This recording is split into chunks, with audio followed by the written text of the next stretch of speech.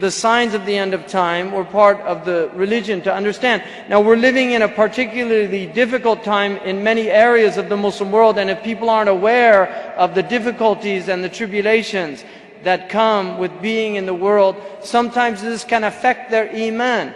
So it's very important that we keep in our understanding, we keep this in mind and not forget this. The Prophet ﷺ said that there would be great difficulties. One of the things that he said, Inna hadi ummah, or ummati ummatum marhuma. My ummah is a ummah, it's a community that has the mercy of God on it. It's a marhuma. And then he said, Ju'ila adabuha fi dunyaha. The difficulties of this ummah, the chastisement of this ummah is in this world. Al-fitan, wal-balaya, wal-zalazil. Social strife, tribulations, calamities, and earthquakes. I mean, it's very interesting that when you hear about earthquakes generally in the Muslim world, our earthquakes are huge earthquakes. And they caught, a lot of people die in Muslim earthquake. If you look at, like here they have an earthquake and 2 people die. Seriously, we have earthquakes here, 2 people die. You have an earthquake in the Muslim world and you're looking at literally unbelievable numbers sometimes. There's a divine aspect to this, that these are shuhada. Allah is taking them as shuhada because the one who dies having his house fall on him, according to the hadith, is shaheed.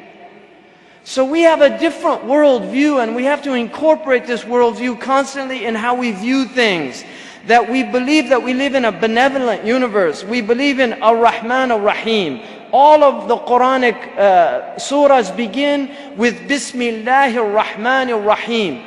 And so we believe that Allah is Rahmah, and that He sent His Prophet as a Rahmah. وَمَا أَرْسَلْنَاكَ إِلَّا رَحْمَةً لِلْعَالَمِينَ. We sent you as a mercy to all the world. We believe He was a mercy to the Christians. He was a mercy to the Jews. He was a mercy to the trees and the things.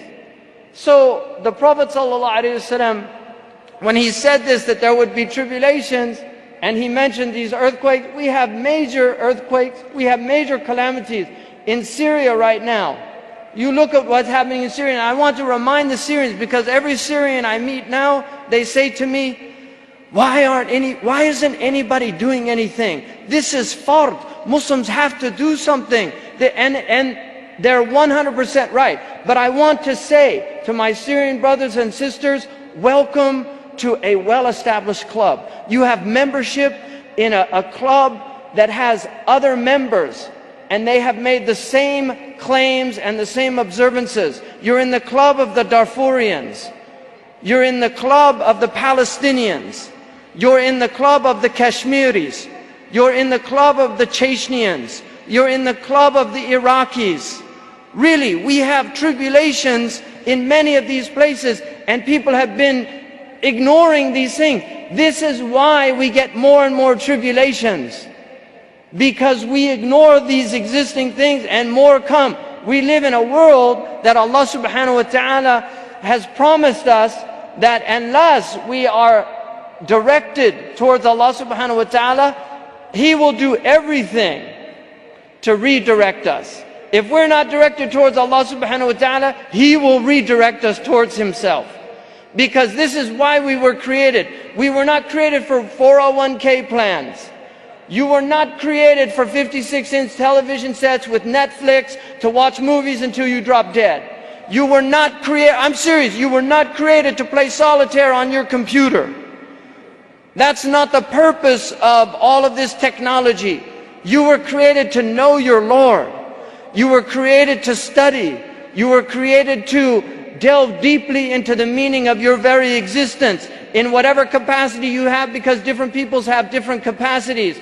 So the Prophet ﷺ told us that there will be tribulations, and we should be aware